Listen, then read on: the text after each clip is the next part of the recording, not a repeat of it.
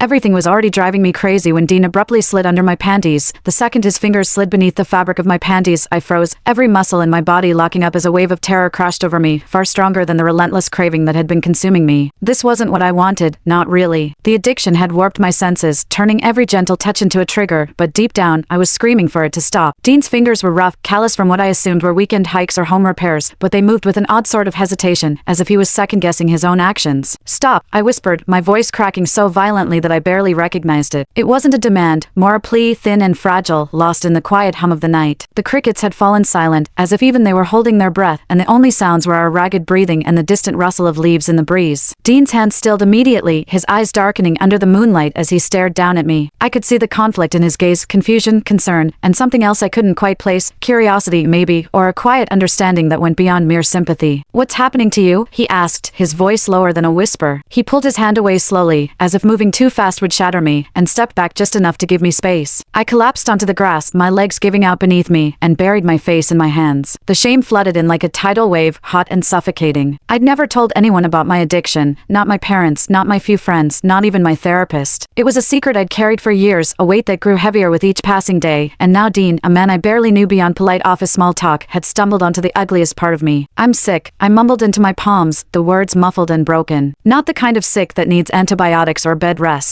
The kind that makes me feel like I'm losing my mind. The kind that makes me scared to be around people, scared to touch anyone, scared that one wrong move will make me lose control completely. Dean didn't say anything for a long time. I could feel his eyes on me, but he didn't press, didn't demand answers. He just stood there, silent and steady, like a rock in the middle of a storm. When I finally lifted my head, I found him sitting cross-legged on the grass beside me, his gaze fixed on the distant glow of the tents. "My sister had an eating disorder," he said suddenly, his voice soft. "For years, she hid it, purging in the bathroom after meals, lying about how much she ate, wearing baggy clothes to hide how thin she was. We all knew something was wrong, but no one knew how to ask. She didn't want help, she wanted to be invisible. Does that feel familiar?" I nodded, a lump forming in my throat. It did, more familiar than I wanted to admit. Invisibility had been my goal for so long. I'd avoided office parties, declined coffee runs with colleagues, kept my desk neat and impersonal, all to keep people at arm's length. If no one got close, no one would see the cracks in my facade. "The medicine," I said, finally finding the courage to speak plainly. "I take medicine to keep the urges at bay. It's not a cure, just a band-aid. And I forgot to bring it with me. This team building was last minute, and I was so stressed about the presentation I have next week that I left it on my bathroom counter." Dean nodded slowly, as if processing every word. "So when we touched, when I put my hand on your forehead, that's what triggered it?" I winced, but nodded again. Even a brush of skin can do it on a bad day. Tonight, without the medicine, it's worse than ever. I can't stop my body from reacting,